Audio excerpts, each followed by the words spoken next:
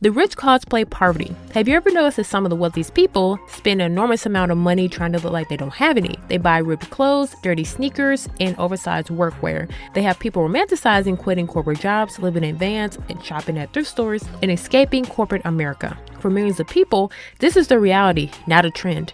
I think this exposes more about modern society than we think. Along the way, struggle stopped being something that people tried to escape and started being something that people tried to recreate.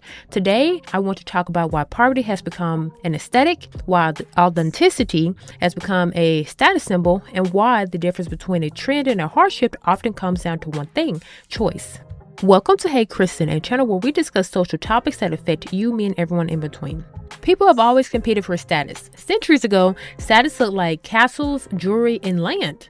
Later it became luxury cars, designer handbags, and giant homes. And I think something interesting happened within the last decade or so.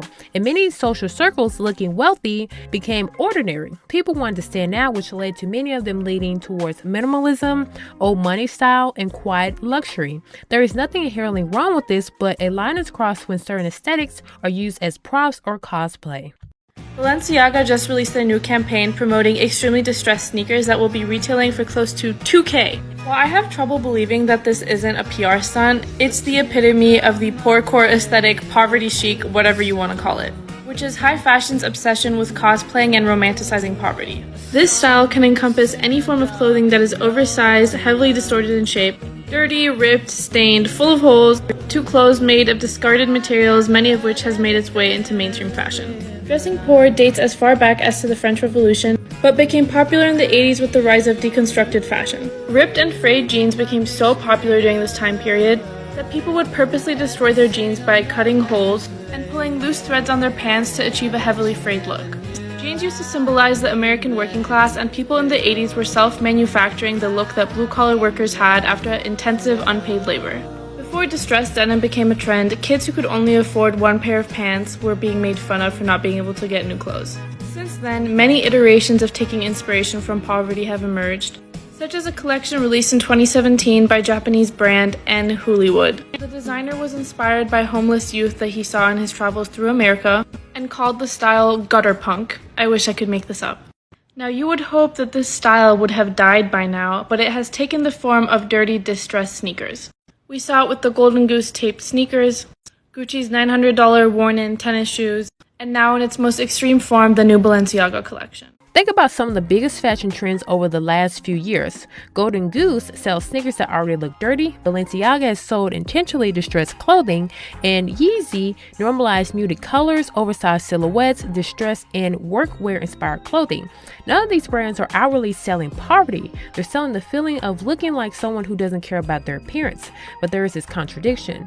Someone who can't afford new shoes wasn't making a fashion statement, they're surviving. Someone who's paying hundreds of dollars for the same look is making a completely different statement. The clothing may look similar, but the experience behind it is not. Social media has changed the way that status works. The internet rewards people who appear relatable. So dating life videos, tiny homes, van life, digital detoxes, slow living, minimalism, all these trends communicate something deeper than aesthetics. They communicate freedom, the ability to reject hustle culture, the ability to step away. But what often gets left out is the safety net behind the camera. Many of these curators documenting simple living still have sponsorships, savings, and or alternative sources of income. Choosing to live with less is fundamentally different from having less because you have no other option. The internet often blurs these two realities. I don't think that people are attracted to poverty. People are attracted to what poverty can symbolize from a distance. So simplicity, freedom, authenticity, community, and escape from constant consumption. Those are things that people crave, especially in a world where people feel overwhelmed. Dilapidated and abandoned homes become cool. Reclaimed wood becomes inexpensive decor. Vintage clothing becomes curated fashion. Things that once represented necessity become desirable once the necessity disappears.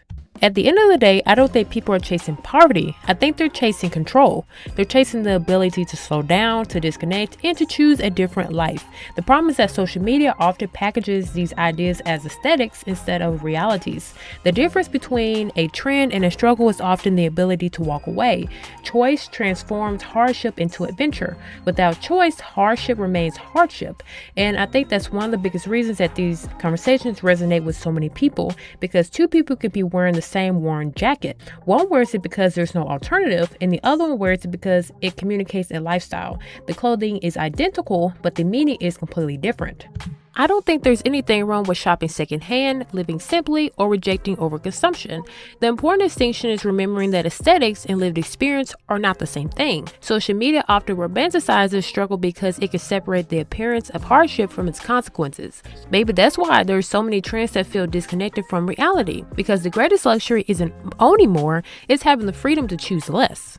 What do you think? Have you noticed examples of people romanticizing struggles that they don't actually have to live with? Leave your thoughts in the comments below. If you enjoy channels that explore the perspectives behind everyday social issues, consider subscribing to Hey Kristen.